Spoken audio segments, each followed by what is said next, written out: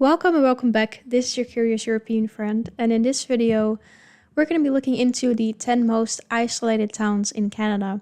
So last week, I reacted to, mysterious islands in Canada, and then I was like, wait, there's probably so many towns, there's so many cities even, and towns that I have never heard of, but also I was wondering what would be the most isolated towns,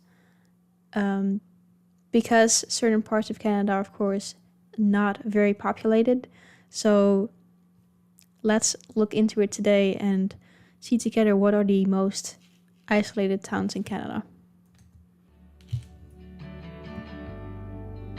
Are you sick of seeing people? Tired of having a lot of dating options? Want to wear sweaters and jackets most of the year? Keep watching. What is going on, everyone? Welcome back to The World According to Briggs. Today we're looking at our friends to the north again, Canada. I did a few videos on secluded towns here in the United States last year. I'm getting ready to do another one for the United States, but we started looking at secluded towns in Canada last month. They have so many that are so much further off the beaten path than the United States does, it's crazy. According to Canada's census, there is over 1,000 towns or villages. Some of them are out in the sticks with only about 5 or 10 people living there. We are only going to be looking at towns with at least 20 residents. Well, number 10 did, now they don't, but they have a really great story, so it's on the list. I've been to none of these towns, so the footage is limited. I just may have to show you where they are on the map and then have some random footage of the Canadian outback. Not Australian, Canadian outback. There, perfect. There's a lot of open land in Canada and a lot of distance. That looks so magical. This reminds me of Frozen. Like I could just see the live action of Frozen. Is there one? It should be filmed there if there isn't one. It's between towns. We'll be doing a second video on secluded towns in the future, so if you have any suggestions, please let us know in the comment section. All right, in no particular order, let's see what we found. Number 10, Little Bay Island. Little Bay Island is a nearly vacant town in Newfoundland, Canada, Newfoundland, Labrador area. It consists of 6 small islands: Little Bay Island, Mac Island, Goat Island, Harbour Island, and Boatswain Tickle Island. Boatswain Tickle? That sounds like a festival for kinky sailors. Anyway, in February of I was gonna say, that's a funny name. 1999, 55 permanent residents voted to be relocated, and nearly all of the island's residents departed in late December of 2019. This was part of a relocation program operated by the provincial government for small communities that had become too expensive to service. You know, basically, they got to send all kinds of supplies out there and everything else like that. It just wasn't worth it for the small amount of people, so they offered them a deal. The property owners, who were permanent residents, were paid at least $250,000 in compensation for their property if they would leave. They did, all but 2 of them. They decided to stay to live off the grid, installing solar panels and wireless internet. The couple who decided to remain on the island, Georgina and Michael Parsons, told the news media in autumn of 2019 that they were prepared to live off the grid in their recently built home with a well providing drinking water and, all kinds of stuff. They got solar panels, snowmobiles, cell phones. They even got a boat so they can get back to the mainland because ferry service was discontinued on January 1st, 2020. So they were completely cut off. They wanted to go someplace, they got to do it on their own. Number 9, Stony Rapids. Wait. Oh, yeah, that makes sense. Because I was like, I thought he was going to only talk about towns that have more than 20 people, but they did. And now there's just 2 people. But that's so crazy to me. Like, I can't even imagine what it's like to live somewhere with only one other person. Especially if that's like your partner. And you're like, we are the only ones here. That must be a freeing feeling. But it also makes me a little uneasy. You're just there. And then, like, if you hear some sound outside, I would be like, So that's either a wild animal or someone. However, well, I guess, they can't really get on the island easily if there's no ferry, but you never know. You never know. Saskatchewan. This is one of those places where you have to worry about being eaten more than being a victim of a crime. They have almost 250 residents with the potential of that dropping lower every bear season. Is there an actual bear season? I don't know, it sounded good. Anyway, this place is out in the sticks. There's only one road out of town. It's unpaved, and it goes to Black Lake, which is about 20 minutes away, or 2 hours if a bear eats your tires. After that, you have Points North Landing, about 185 I've never heard of a bear eating tires before. kilometers away, or 115 miles. It's unpaved road, and it's closed most of the winter. They also have one of those ice road trucker things going on in the winter to Uranium City. Yeah, you heard me right. It's called Uranium City. Stony Rapids relies on Stony Rapids Airport for all its vital transportation, including a lot of its supplies. The average high summer temperature is 22 degrees Celsius, 72 degrees Fahrenheit. That's in July. That's about as warm as it gets. They had like record high, and it was like 82 degrees one time. The winters stay below zero most of the time, with the harsher days sitting somewhere around minus 30 degrees Celsius, minus 22 degrees Fahrenheit. Bundle up and gain some weight would be some solid advice for living in Stony Rapids. I mean, 22 is still a pretty nice temperature, though. Like, yeah, it's not that warm, but yeah. Assuming in some places it doesn't even get 22, that's still decent. Number 8, Sachs Harbour, Northwest Territory. Sachs Harbour has about 90 full-time residents that live above the Arctic Circle. This is a great place to live if you hate warm weather, the sun, grass, trees, bushes, competitive games of hide and seek, and not eating seals. Yeah, they eat seals here, and there's no bushes, no grasses, no trees, so, hide and seek's completely out of the question. This place looks like a cold dirt parking lot with an ocean view and a few houses. It's 500 kilometers from Inuvik, where they get most of their supplies, by water or air in the summer, dog sled in the winter. It's the only permanent settlement on the world's 24th largest island, Banks Island. That's pretty cool. Sachs Harbour is well above the Arctic Circle, meaning it gets days and days of darkness in the winter and days of sun in the summer. Just about everything the residents do in this community revolve around fishing, hunting, and travel. Travel means you get out of this place. Many of the residents have considerable knowledge of weather conditions, permafrost, and even erosion patterns. Yeah, I would assume that would be very handy to know of if you live like that. Again, very unfamiliar territory for me. So I don't know what all goes into it if you not even just live off the grid, but you live off the grid in a place that cold, or that gets that cold. Yeah, you better learn about it, I guess. So they live above the Arctic Circle, and they're starting to notice that the sea ice has been breaking up earlier and earlier, taking the seals further south in the summer. Seals are, like I said, the main source of food for this town, and I've never had seal, but I imagine it tastes a lot like chicken. The town was named after the ship Mary Sachs, which was part of the Canadian Arctic Expedition in 1913. Yeah, 90 people live here. That's crazy. Number 7, Grise Fiord, Nunavut. The indigenous people's name for this place means the place that never thaws. That should tell you Grise Fiord is a good place to own several pairs of thermal underwear. 129 people live in this town, and they shouldn't. They have signs in the town warning you to look out for polar bears. They have cruises to this place. They're smaller cruise ships, less than 1,000 people on board, but they're definitely cruise ships. If I took one of these cruises with my wife, I would see that sign and get us both back on the ship. This is the largest community on Ellesmere Island. The town also holds the distinction as one of the coldest inhabited places in the world, with an average yearly temperature of minus 16 degrees Celsius. Yeah, that's rough. Yeah, that is pretty rough. That's crazy. Like, I reacted to a video recently about the coldest places in Canada.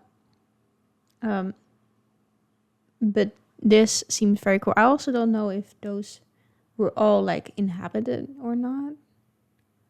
But I don't know how you do this. How you just live in that cold for that long.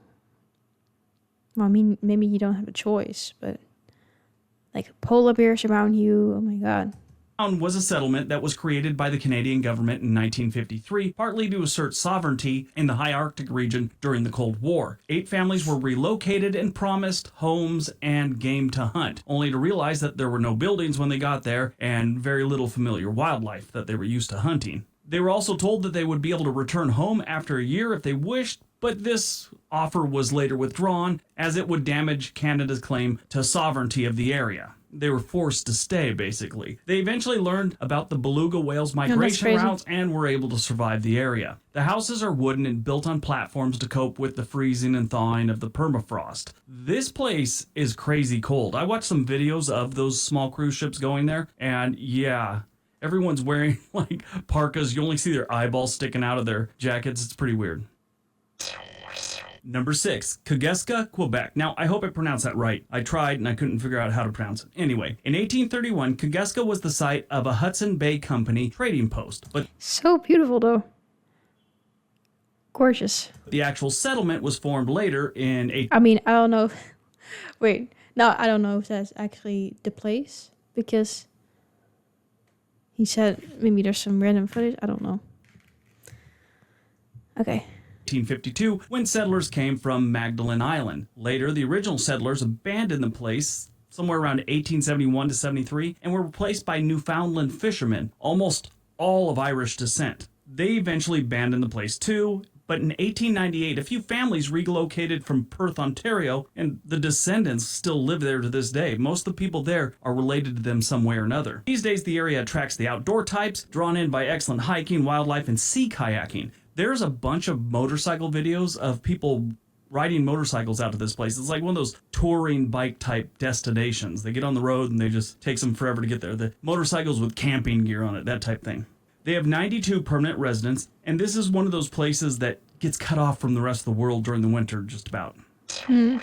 Number 5, Keels, Newfoundland and Labrador. Keels is a small town in the Canadian province of Newfoundland and Labrador. This one sort of isn't far away from everything as much as how it's far away from anything that can be a legit town. They have a bunch of small villages with 10 to 20 people, but nothing real for at least an hour in... It's just so crazy to me. Yeah. They're just living in a town with 10 people. 10 people. Crazy. Good weather driving. Like many outport villages in Newfoundland, the population has been shrinking with the collapse of the cod fishing industry. Yeah, there's been a collapse in the cod fishing industry. The Atlantic fishery abruptly collapsed in 1993 following overfishing since the late 1950s. They had a warning sign in the 1970s with a partial collapse, but they didn't learn their lesson. 93, it finally failed. It's expected to recover to historical sustainable levels in 2030, so they got another 10 years of no fish in there. The community is somewhat of a tourist attraction because it is one of the smallest and oldest communities in Newfoundland, and because of the small beaches, it's perfect for collecting seashells, so people love to visit this place. I saw tons of videos of people going out to visit this place. There's nothing to this little town. It's got a nice looking tea room. There's only 51 people that live here on the regular. Number 4, Alert, Nunavut. Alert is the northernmost permanently inhabited Yeah, I was going to say, that is far up north. place in the world. Yeah, it's got 62 residents and it's only 500. Number 4, Alert, Nunavut. Alert is the northernmost permanently inhabited place in the world. Yeah, it's got 62 residents and it's only 500 miles from the North Pole. The only people that live here are soldiers and scientists. It gets more sun than any place else in Canada. In fact, it gets too much sun. Alert is well above the Arctic Circle, which means the sun doesn't really set all summer long. It experiences what they call the midnight sun from April 7th to September 4th, meaning there's always sun in the sky. I would need theater curtains, a sleeping mask, and a Darth Vader helmet just to get some sleep here. I need darkness to sleep. It's weird. And in the winter, it's just the opposite. You know, the time I could sleep. It stays dark from October 14th to about February 28th. The average monthly temperatures are only above freezing in July and August, with an average temperature of 38 degrees Fahrenheit during those 2 months. I don't know what that is. Number 3, Point Lance, Celsius. Newfoundland and Labrador. Point Lance is a town in the Canadian province of Newfoundland and Labrador. The town had a population of 102 residents in the Canadian 2016 census. It has a beach. Honestly, look at this. This is their entire Wikipedia page. That's exactly what it says. It has a beach. You know, I did some research, and yes, look at that. There it is. They do have a beach. They weren't lying. So it's about over a 2-hour drive in good weather from St. John's, and it's kind of on this point with nothing else going on. There's a couple other little villages with like 10 people in them, but St. Point Lance has a beach. You know, ridiculous. It has a beach. What kind of information is that? It has a beach. It's on an island. Of course it has a beach. Number 2. That's like Fort if there's nothing else to say. Just throw that in there. Nelson, British Columbia. Fort Nelson is named in honor of British naval hero Horatio Nelson. It was established by the Northwest Trading Company in 1805 as a fur trading post. Due to fires, floods, feuds, and lack of a beach worth bragging about, like Point Lance, this is Fort Nelson's 5th location. This has the largest population, I think, of any place on a secluded list I've ever done. They have just over 3,000 residents. If you want to drive to a bigger city, you're looking at around 11-hour drive out to Edmonton. Yeah, it's that far away. During World War II, Fort Nelson Airport was actually a military airport that was used by the United States and Royal Canadian Air Force. Times have been tough for Fort Nelson since around 2008 when all the forestry mills officially, shut down. Then in 2014, oil collapsed along with the gas industry, so it's been rough and people have been flooding out of Fort Nelson for some time. And number 1, Watson Lake, Yukon. Watson Lake is a town in Yukon, Canada. I mean, it sucks though if you're like in one of these places and you're not really in the position to move anywhere, like maybe some other people might, if you want to, of course. You're basically stuck. Located at mile 635 on the Alaskan Highway, not too far north of the British Columbia border. Watson Lake has been losing residents since the 1990 Canadian census. It shows no signs of that slowing down. They got nothing to keep people there. Keep trickling on out of there. The town is named after Frank Watson, an American-born trapper and prospector who settled in the area at the end of the 19th century. This place is kind of cool. It has a tourist attraction of sorts, called the Signpost Forest. In 1942, there was a simple signpost pointing out distances to various points along the road. The sign was damaged by a bulldozer. Private Carl K. Lindley, serving with the 341st Engineers, was ordered to repair the sign, and decided to personalize the job by adding a sign pointing towards his hometown, Danville, Illinois. And then he gave the distance. It's just something people do in the military back in World War II, Korea, and Vietnam and stuff. Several other people added directions to their hometown, and the idea has been snowballing ever since. The Signpost Forest now takes up over 2 acres of land. Alright, that's today's video. I hope you guys enjoyed it. Hope you got some information out of it. Now you know where all the little towns are in Canada. Actually, you have no idea because there are so many little towns up in all these little different areas. It's crazy. I'd love to do another one of these. If this one gets enough comments, likes, and all that good stuff and views, we'll do another one. If you have any ideas for towns we could put on the next list, let me know in the comment section below. Anyway.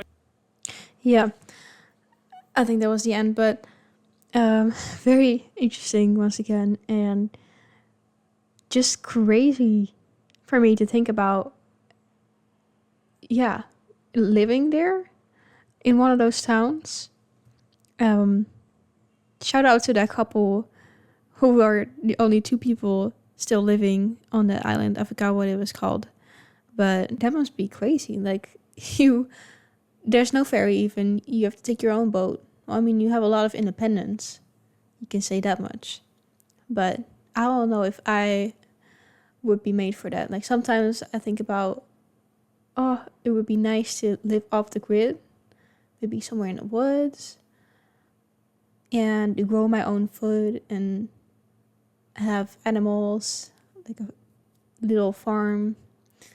But I don't know if I could really do that. If there's like, you have to drive so long to get to an actual city, I don't know, but it was very interesting to see and to think about what that would actually be like. I hope you liked it too, and I hope to see you in a next video very, very soon.